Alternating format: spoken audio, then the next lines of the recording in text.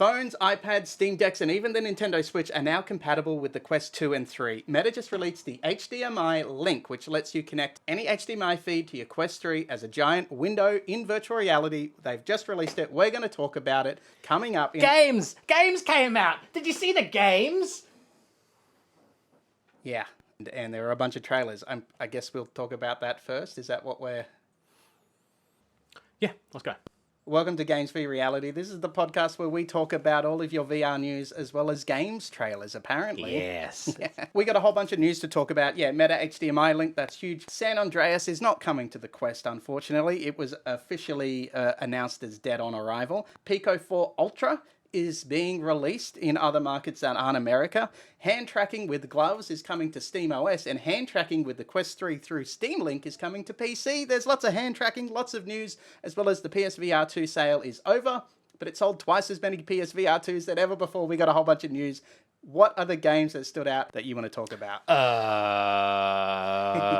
Hitman 3 was the biggest announcement. Not that it was a new announcement, it's that it doesn't look as bad as they made it look before. That's right. It's the biggest game, I would say. Like the biggest game with a profile that's come out in the past. Yeah. It definitely looked nice to me. And I'm a big fan of that franchise too, so I'm keen for it. Yeah, and they have no excuse for this game to be bad, because this is the second attempt they've done Hitman 3 for some reason. Yeah, it's admirable that after a critical and commercial failure for their last VR iteration, that they're actually doing this all over again. Yeah. But the big selling point to me is two hands, because before you could only use one. Yeah, it feels like we're in 2007 again, and dual wielding is the big thing. That's right. It's still a big thing, dude. It really is. I can hold two things in two of my hands. I should be able to do that in a game. Yeah, so Hitman 3 came out. Is this like a never say never again situation? With James Bond, there was one guy that owned the rights to that book, and he just keeps remaking that movie because he owns the rights. Is that why it's getting a re-release in VR? Because they only own Hitman 3's publishing rights? No. Well, Hitman 3 is technically Hitman 1, 2, and 3 all in one game. It's Hitman World of Assassination. That's what they're marketing it as now. And so at least the first iteration of this,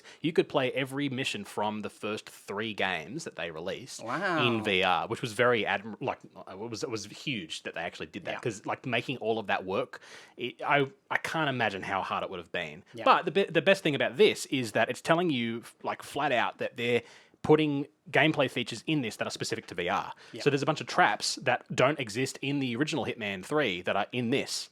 So this will be the only virtual reality experience that will enable you to see somebody slip on a banana peel. Yes. I honestly expected a Donkey Kong game, or at least a Mario Kart game, to do that first. But here we are with Hitman. We got Hitman, banana peel physics. Yeah, totally. That's a lot of physics. Everything is a weapon.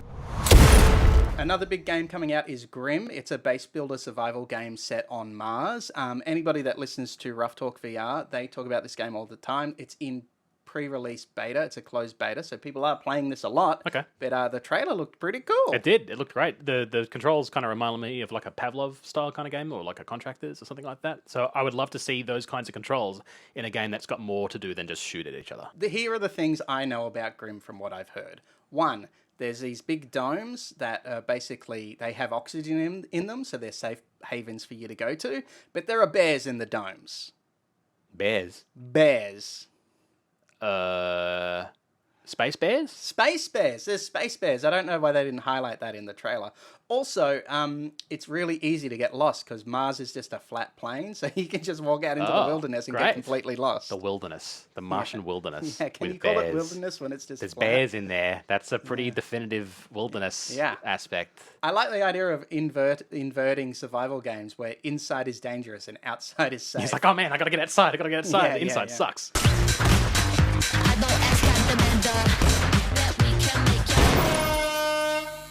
Frenzies is a super kinetic first-person shooter coming out. It's going to be free to play, and it was the most stereotypical trailer we could possibly imagine. Yes, it had lots of bright colors. It had an announcer telling you what you're going to enjoy about this and how cool the game is. It's really cool. I get Apex Legends vibes meets Fall Guys. That's the kind of stuff I see. Like, and I think that's the demo they're targeting. We're going for those little 13 to 18-year-olds who can't afford to buy their own first-person shooter. This might be a fun game to jump into and just blow off some steam and make some kids cry. I can see the same audience as like Pop 1 loving this game. Yeah. Fracked was Borderlands on Ice. You can't say that to me. It's 2024.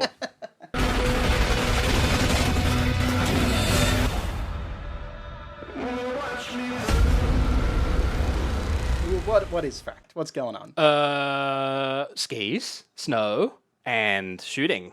Yeah, it's kind of reminded me of that level on Modern Warfare 2. You're going down. I was thinking of exactly that as well. Yeah, totally. It's got a bit of a cel-shaded look to it, I think, as well. So it gives me that Borderlands vibe. Yeah, but kind of like Agent 13. Was it called 13? Do you remember 13? Arizona Sunshine Remake. Oh, yes. Which is hilarious because for me, I was like, oh, why didn't they just make Arizona Sunshine 2? They did. I just didn't hear about it. Were you sleeping during that announcement? Yeah. I played Arizona Sunshine 1 when it came out for the HTC Vive, and that was the first campaign I played in VR, and I loved it. It was great. Yeah. The voice acting's really good, and the AI was pretty good too. It had like lots of little puzzles that you had to do and shoot at stuff. It made me very scared walking into a very dark cave where there were zombies in there. That was like the first dark cave zombie shooting experience I had in VR. Yeah. So yeah. Incredibly solid zombie shooter. But the big thing about this remake is it's coming to standalone VR headset. So Quest is going to have this playable. That's huge. Yes, and it looks better than it did when I played it on the Vive as well. So that's pretty impressive. What was really weird was I was expecting all these different games you were going to get excited about, and the one you were most excited about is the weirdest one. It's the best one. Yeah. It's Operation with Vampires. Operation with It's great. Vampires. So okay, so this is Silent Slayer? It is. So you, I'm pretty sure you're doing like unlocking chains and like weird contraptions and puzzles all around an undead monster, like a vampire that's gonna like wake up and yell at you as soon as you fuck it up. So like he's in your face the entire time, at least in the trailer. And so it's a lot of like jump scare marketing where they're showing how scary this game's gonna be. That looks like it will be very stressful for some people who are gonna not enjoy this game. Yeah, totally. If you've ever seen a video of Richie's plank experience where you've got people like putting their grandparents into something and then like tricking them into thinking they're falling, this is going to be great for exactly that crowd. Yep. Okay. And now the moment you've been waiting for the most. I'm going to set you up. You're going to knock it down. Are you ready? Okay. Yeah, I'm ready. Super hot. More like... Super not! Right? Yeah. So Vendetta is a game inspired by Super Hot, but it's not super hot. No, that's the joke. Yeah. It looked all right. And that is all we will say on Vendetta. Wrath is pretty cool. Did you see Wrath?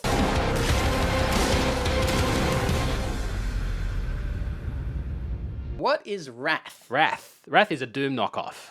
Oh, yeah, this one looks sick. This looks so cool. Yeah. Now, I'm getting confused. Is this a Flat2VR Studios game? I think it is, but it comes out of Team Beef, which is under that partnership. So, kind of, sort of, but not really. No, they're officially partnered with Flat2VR. Cool. So, yes, it is. But Team Beef is worth putting to the top of this because that's the team that worked on it underneath this studio. Gotcha. Like you said, it's a Doom knockoff. When this came out, it looked sick. It's kind of, I wouldn't say pixelated art, but it's like a cool art style. Yeah. Doom-style gameplay. Bringing that to VR, that's going to be awesome. Yeah, I think this is probably going to try to play a little bit like the more recent Doom games, but it's got the aesthetic of an older original Doom title. We have a fantastic sponsor for this week's video. It's us. If you'd like to see more of these videos, please subscribe. Please subscribe, please. We paid a lot of money to ourselves for this ad, and I can't afford to not make good on the subscriptions. We've moved on to the Flat2VR Studios segment of this this conversation. They had a few other games. Trombo Pete, what's it called? I've got a trombone. Let's play the trombone. That is the name. In fact, it's abbreviated. Right, awesome. You did. I'm poised to hate this as a musician. Yeah. And as someone that hates rhythm games. Beardy is a musician and a composer, and I've never met someone that hates music-related things more in my life. It sucks. Everything sucks. Music's awful. No, music is great, and it's fine if you like it. I'm bad at rhythm games, and it gives me lots of anxiety when I have to hit things on the beat. And but this trailer made me actually laugh, like out loud, multiple times. It's great. Oh, that's sick. Yeah, cool. All right, so they've got that one. What else are they? They've got like a bunch of games coming out, don't they? They do. They've got RoboQuest. They've got Flat Out, which I love because it sounds like a Flat2VR title. Yeah, that was confusing. Yeah. That's actually the one that I'm excited for most because it's like a racing game, like a Need for Speed style kind of thing. There's just no good racing games in VR, but especially standalone VR. So for the Quest, there's a few games, but they're just not pushing the boundary. This looks really good. Yep. I don't know if that was PC gameplay and the Quest version is going to look bad. Yeah. But I got faith in this team. It looked really good. It looked really great, and I think it's releasing for Quest standalone for PCVR and PSVR as well. So that's going to be really impressive if that's what it does. Yeah, and then the other one you said was Robo not Robo Recall. Yeah, I was really hoping that you would bring it up so I could remember what it was or what it looked like or anything about it at all, because I forget. So You know what? All the comments I read, they were excited about whatever this Robo thing that I'm putting to screen is called. Everyone's excited for this. It's a yellow robot. That's what I know. I've seen that. It's a yellow robot. I've got that. That's breaking news, everyone. It's yellow. Yeah. All right, okay, so they're all the Flat2VR Studios games. So basically, this is a studio that is taking traditional pancake 2D games and they are modifying them to become VR games. And we didn't know what game they were announcing, and it turns out they're announcing a bunch of games, and they're going to all platforms. Yes. SteamVR, Quest Standalone, PlayStation 5 VR. That's really impressive. Yeah. And I think we're expecting maybe a big game that would take a lot of time, but it looks like they've gone with a bunch of smaller games that they know they can execute well and they can release quickly. Yeah. My theory, which only comes from my experience in their Discord, is that they are trying to show that they are competent at making ports for as many kinds of games as possible. Say you're a first-party developer like Sony or Microsoft. If you've seen a catalog of these kinds of games and you go, oh, wow, they're completely different, they might be more excited to partner with Flat2VR to maybe port over a game officially. Yeah, so these game trailers were trailers for us, and the games are trailers for developers. This video is a trailer for this video, in fact, so subscribe. You stayed up to 2 a.m. to watch this? I did. It was pretty good. It was worth it. It reminded me of staying up for E3 when I was a little lad. Yeah. Yes. And what I liked about it is they went the Nintendo Direct route of just very little talking and trailers. It was great. Talk less. You know where we have a podcast where we talk. You know what game I think we're both really excited about seeing in VR? It's got a trombone in it. San Andreas. Oh, yeah. I'm super excited for that. That's coming out, right? That was announced at Gamescom. It's coming out at all, ever, right? It's coming out. It's happening. It's coming. It's happening, right? Right? Meta just confirmed GTA San Andreas is not happening. It's been suspended indefinitely. Oh, excellent. Excellent. Everyone's real happy with that news. Yeah. Yeah. Do you know what's frustrating about that? Using the Unreal Injector, the GTA trilogy could have been ported to VR very effectively, probably in the last 6 months. But because of how litigious Take-Two are with mods in general, the entire Flat2VR community is terrified of even mentioning it because they're worried that the entire UAVR mod will be taken down based on just one implementation. Yeah. So basically, the technology's there. People can do it, but they don't talk about it because they don't want to get the ire of Rockstar. No, they don't want to bring the ire of Rockstar to Prey Dog and get everything shut down. Yeah. But I've driven around in San Andreas in VR using the injector. You can set it up in 2 seconds. I mean, I didn't do that. I mean, I had a dream that it worked really well, and that all you would need to do to make the game completely playable would be to fix the aiming. But that was just a dream and didn't really happen in real life. So that will never happen. The thing is, they're doing this to avoid a lawsuit because Rockstar will say, by doing this mod, you're affecting our ability to make money because we're releasing San Andreas in VR, but they're not releasing San Andreas in VR. Yep. Also, using an injector on a game, that is perfectly legal. You've bought the game. Yeah. You're allowed to do whatever you want to that game. Yeah. The precedent that Flat2VR is going off is that there was a DMCA takedown sent to Luke Ross for his Red Dead Redemption and GTA 5 mods. He charges for a Patreon, so maybe that's a bit of a grey area, and that's where they were able to go in and shut it down. But since that moment, that's what's created the paranoia. Yeah. The full reasoning they gave was GTA San Andreas is on hold indefinitely while we both focus on other projects. This is the same week that Meta closed Ready at Dawn Studios, the guys that make Echo Arena and Lone Echo. So they've paused San Andreas so they can focus on not making games like Echo Arena. Great, excellent. That's I'm very excited then for their future endeavors. I didn't do my homework because I was too busy doing other homework for another subject that I also didn't do. That's what they're telling me. Yeah. That's like me in high school. I don't date girls because I'm too busy not dating girls. That's right. That's right. Do you work for Meta? Is that what if you hate this as much as I do, subscribe so we can hire someone else. Yeah, I would love another editor. Please subscribe so we can get an editor. All right, let's talk about the Meta HDMI link that they announced. So this is a app. I'm going to be able to say it as soon as they change the name of it. But, We're going to release a T-shirt one day that's got all of the mispronunciations of AppLab apps, and it's just going to be AppLab apps in the middle. Yeah, probably. Be great. So this is an app you can download. You either have to download it via your phone through the Horizon Store thing, or you can go into the browser on your Quest and just type it in. You'll get a link via Meta to download it. You can't get it through the store right now because it's in beta. Great. But Right. that and a capture card with a USB-C adapter will allow you to plug in any HDMI source into your Quest 3, and then it'll pop up as a window within your Quest. Oh, great. And you'll be able to interact with whatever HDMI source, whether it's your PlayStation 5, your Nintendo Switch, your what's Steam's one, the Steam Deck, any of those things. Yep. In theory. In theory. In Yeah, practice. because you tested this, right? Yeah. In practice, there is some kind of error. I had a look around on Reddit. Apparently, it started happening with V65 onwards. Certain capture cards come up with a USB error. It's looking for a permission that it can't get, and it just doesn't work. Yeah, that sucks. So I tried it with the Quest 3. I had this permission error, so it did not work for me. No permission. And then I managed to get it working on the Quest 2, but it was only 4 frames a second. Yeah, it's great for PowerPoint. Not so good for star wipes. Yeah. I'm really excited for this to work so I can edit this podcast in virtual reality on a larger screen. That would be great. I have a workaround right now because I edit on an iPad Pro because it's more portable. I can take it when I'm out and I can still do editing.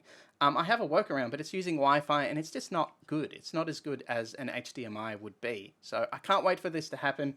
It's getting pretty good reviews from a lot of people, but I think last time I checked it was 2.2 stars out of 5 on the actual store page. Okay. So mixed reviews from a lot of people. It's cool that it's happening though, because this is the kind of stuff that you want. You want to be able to plug in your VR headset to whatever you can access. Yeah.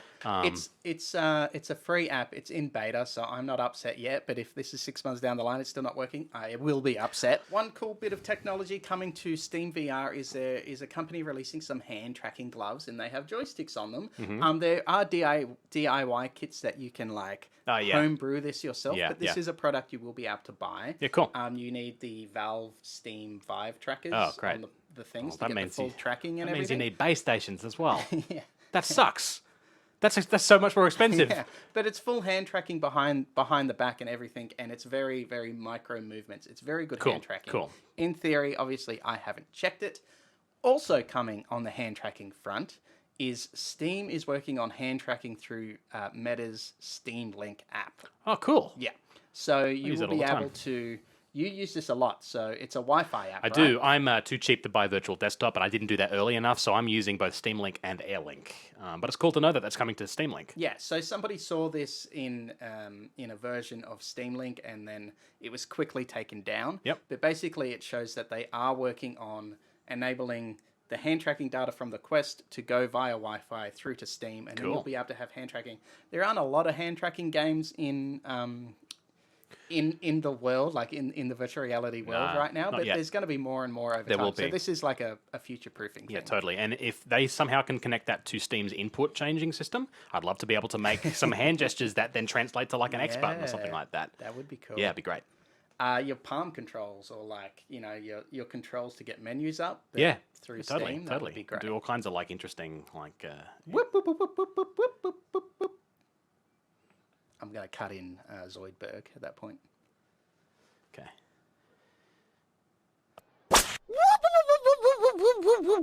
Hand tracking's also coming to your phone. If you're on your phone right now and you'd like to test it, move your finger to the subscribe button. I feel like they're moving it to the dislike button for that one. That was... And last bit of news I've got for you, PSVR 2 sale. It has ended. Oh, It's no, over. I missed it. Damn, shit. Surprising it ended so quickly, but maybe they were just clearing stock. Just like and the they're headset, happy I'm now. surprised it ended so quick. It had so many prospects. I saw a breakdown of sales. Apparently, it sold twice as many PSVR 2 headsets that it normally does. Yep. But at no point did it actually outsell the Quest 3. Mm-hmm. I've seen people trying to get it working with UEVR in the Flat2VR forums, in fact. Oh, cool. Yeah. So people are buying it. As successful as any other headset, which is it works, but this. And I don't think that's on the fault of the PSVR. It's more just it's another headset to configure. It's a really good headset. It's got the screens are really nice. Screens. It was at a really good price for that fleeting moment. If you missed out, you might be shooting yourself because it might not go on sale again. Rough. I'm shitty on this headset only because, for starters, I don't own one, and secondly, it just does everything that cheaper headsets already do. Just slightly better, I guess. In very limited context. And you're 100% right. But for $350 US, that's the right price. How much is the dongle? $70 in Australia. Okay. It's all right. Maybe second hand. If you would like to, this is compressless, uncompressed vision. So you're talking the only comparable headset right now in a price range like the Index or an HTC headset, or you're gonna roll the dice with a big screen, which needs... Or a Pimax or a Pico. As far as an inside-out tracking headset with a great screen for under $1,000. No. Everyone's favorite company, HTC, has been making many Vive headsets that are comparable. Yeah. So I could just buy one of those, and I could totally do that as well, because I love those companies and everything. It's hard to argue with your You know logic. what? You've proven me fucking wrong again. Damn it. I should like the PSVR too, and now I've missed out on the sale, damn it. God damn it. Well, I got good news for you. It never came to Australia, so you didn't miss out. Oh, what? Really? Yeah. It's not even here. It was never on sale. It was never on sale. Oh, great. No.